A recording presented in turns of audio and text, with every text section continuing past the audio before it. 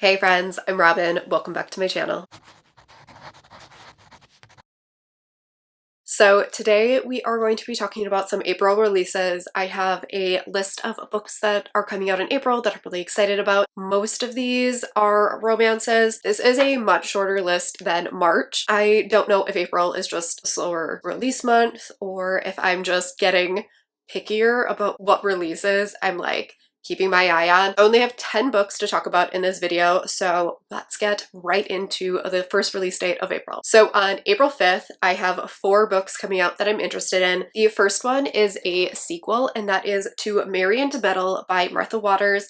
This is the third book in the, I think it's the Regency Vows series. The first one being To Have and to Hoax, and the second being To Love and to Loathe. I have my computer here so that I can go over the synopses for these. This is the third book in the series, but they are all standalones, so you don't really need to read them in order or anything. It's a historical romance. So this one says that we are following Emily, who has been a debutante for 6 seasons and should have settled into a marriage by now. However, due to her father's large debts, her only suitor is the persistent and odious owner of her father's favorite gambling house. Meanwhile, Julian, who we have met in the previous books as well, is a Marquess, and he has like scandalized society because he owns a theater. But their lives intersect at a house party, and Julian hatches a plan that could benefit them both. With a marriage of convenience, Emily will use her society connections, promote the theater to a more reputable clientele, and Julian will take her out from under the shadow of her father's unsavory associate. Emily and Julian will have to confront the fact that their marriage of convenience comes with rather inconvenient feelings, and I'm just really excited for this one. The series is really fun and cute and rom-com-y, but in a historical setting, and really excited for this one. The next book on the 5th is Fool Me Once by Ashley Weinstead. This is the author of In My Dreams I Hold a Knife, but this is a romance book, which the range from this author is really impressive. This one says that Lee is a 21st century woman. She kicks butt at her job as a communications director at a woman-run electric car company, and after work she is stoner, drinking guys under the table and never letting any of them get too comfortable in her bed. That's because Lee's learned one big lesson: never trust men. After 4 major heartbreaks set her straight, from her father cheating on her mom to the way Ben in grad school, who wasn't actually cheating but she could have sworn was, so she reciprocated in kind. But Ben shows up 5 years later, working as a policy expert for the most liberal governor in Texas history, just as Lee is trying to get a clean energy bill rolling. Things get complicated and competitive. As the two are forced to work together, tension builds as old sparks reignite, fanning the flames for a romantic dust-up the size of Texas. I haven't read from this author before, but I've heard such good things about In My Dreams I Hold a Knife, and I'm excited to see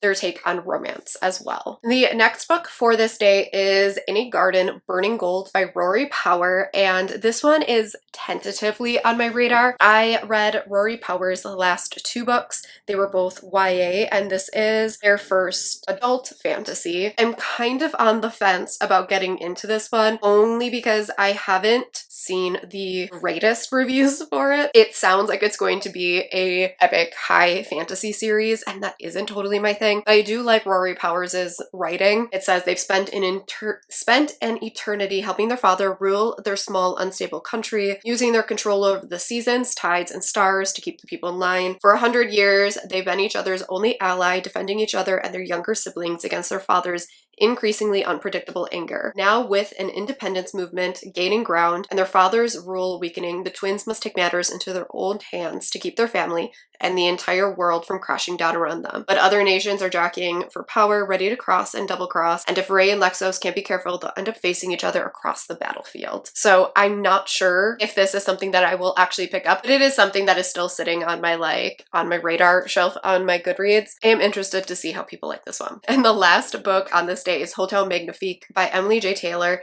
and the reason that this ended up on my list here is because it is compared to Caraval and the Night Circus, and I love the Night Circus, but I really didn't like Caraval, so I'm interested to see another book that's kind of similar. It says that this is a dark and enchanting YA fantasy set at a hotel following a 17-year-old as she uncovers the deeply disturbing secrets of the legendary hotel. Janie has always dreamed of elsewhere, caring for her younger sister until the hotel comes to town. The hotel is legendary not only for its whimsical enchantments, but also for its ability to travel, appearing at different destinations every morning. While the sisters can't afford the cost of the stay, they interview to join the staff and are soon whisked away on the greatest adventure of their lives. But once inside, the older sister quickly discovers their contracts are unbreakable, and beneath the marvelous glamour, the hotel has dangerous secrets. I love the night circus so much. I love that writing style.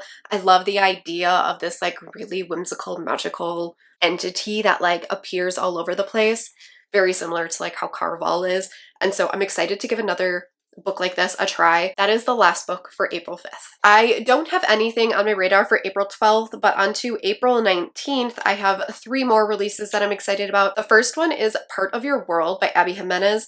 I have not read any of Abby Jimenez's previous books, but I am very excited for this one. In this, we are following a woman who is an ER doctor, but she comes from a family of like really renowned surgeons. She wants to like prioritize her career, and she ends up meeting this guy Daniel, who is a carpenter, and they have this kind of like casual relationship because she doesn't feel like she can balance the commitment to her job as well as a relationship. And it says bringing Daniel into her world is impossible, and yet she can't give up the joy she's found with him either. With so many differences between them, how can she possibly choose between her world and his? From what I have heard, this might have slight fantastical elements. I don't know what they are. I don't know how prevalent they are, but I have heard really, really good things about this book. It has great early ratings. This one is definitely one that I will be reading. Next up on this day is Go Hex Yourself by Jessica Clare. And I love how many like witchy paranormal stories we're getting in romance. I feel like there were never any witch paranormal stories, and now we're just getting like a whole bunch of them. It says Reggie answers a job at an ad in a paper that she's not applying to work at her favorite card game Spellcraft.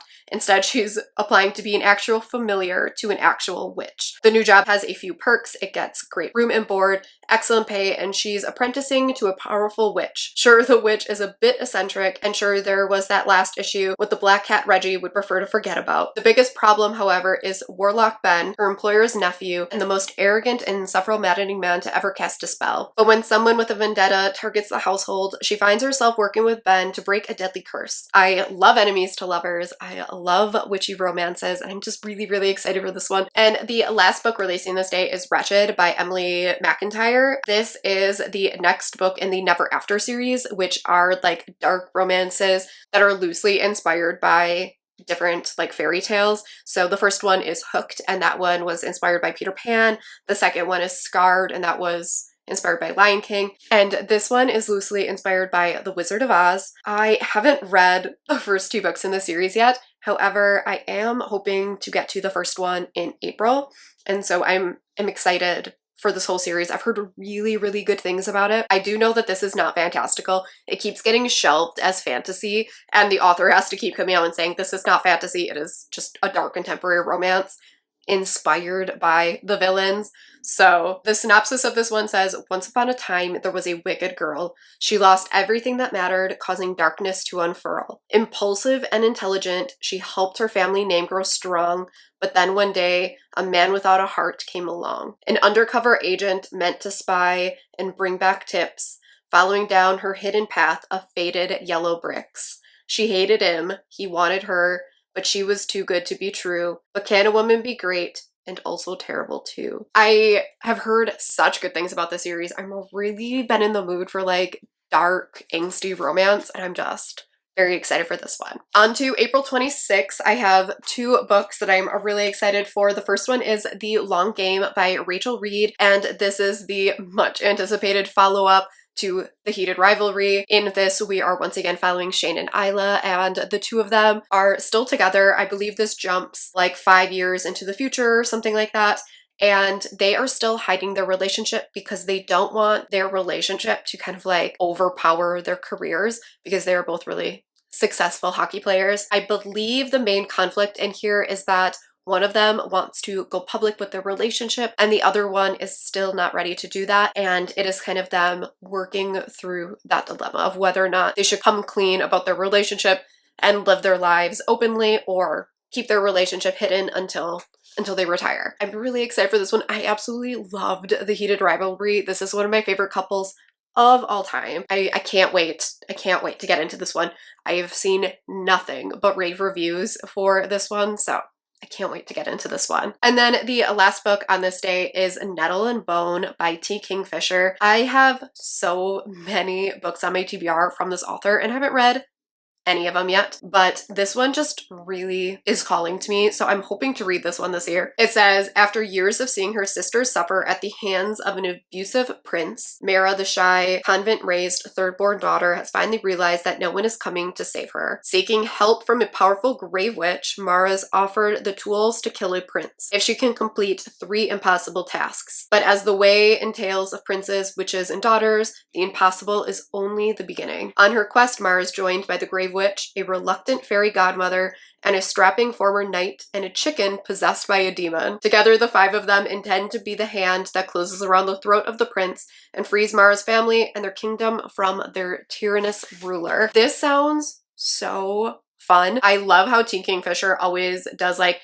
fantasy horror, and this one just sounds really, really cool. I love that it's kind of like a take on your classic fantasy story and is going to add in some horror elements. So I'm really, really interested in this one. I've heard such good things about this author. And then the last book for April, I am ridiculously excited about. It doesn't come out until April 30th, so right at the end of the month, and that is Madman by Onley James. This is the 5th book in the Necessary Evil series, and this one is following Avi, who is the other twin. So we got Asa in book 4, and we're going to get Avi in book 5. This is a psychopath romance series, and there are 7 brothers who are all kind of inspired by the 7 deadly sins, and this is their possessive romances, and I'm just so obsessed with this series. I'm obsessed with this family. I'm obsessed with these romances. I just cannot get enough. And I actually know who the couple is. One, I've seen the like synopsis, but we get a little glimpse of this couple for the first time in Moonstruck, and I cannot wait. So I'm highly, highly anticipating this one. I will definitely be reading this one as soon as I can. All right, so that is it for April releases. I'm sure there are some releases that I totally forgot about or didn't know were coming out, especially with indie romances. A lot of times they're not announced until like right before they release, and I don't know about them ahead of time. So I'm sure there are plenty of releases that I missed. Let me know if there are any releases in April that you are really excited about that you think I would be interested in, and I will catch y'all in my next video. Bye.